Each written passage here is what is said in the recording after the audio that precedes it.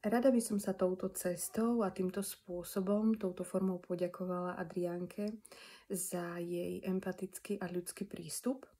S čistým svedomím mu môžem túto neskutočnú dámu odporučiť ďalej, s tým, že vás bude sprevádzať na kúsku vašej cesty.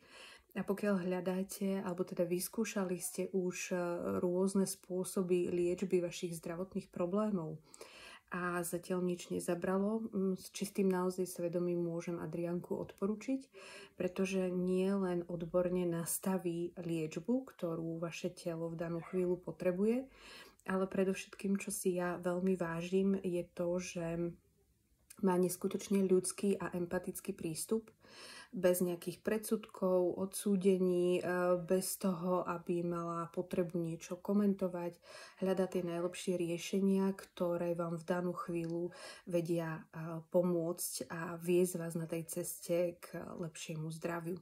Takže ak máte ešte nejaké pochybnosti, určite vyskúšajte. Ako sa hovorí, za skúšku človek nič nedá.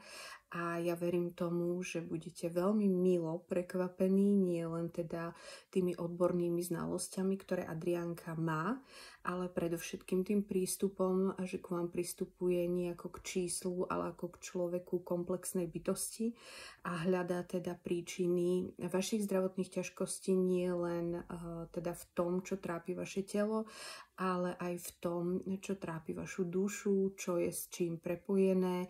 Veľmi krásne vám to vysvetlí, urobí vám podrobný rozbor, navrhne spôsob liečby, alebo teda doplnkovej liečby a venuje vám naozaj gro svojho času, čo si ja nesmierne vážim. Takže ešte raz jedno veľké ďakujem a držím vám prsty, nech máte spokojných pacientov, zákazníkov, a nech sa vám vo vašej práci darí naďalej tak, minimálne tak dobre, ako doteraz. Ďakujem krásne.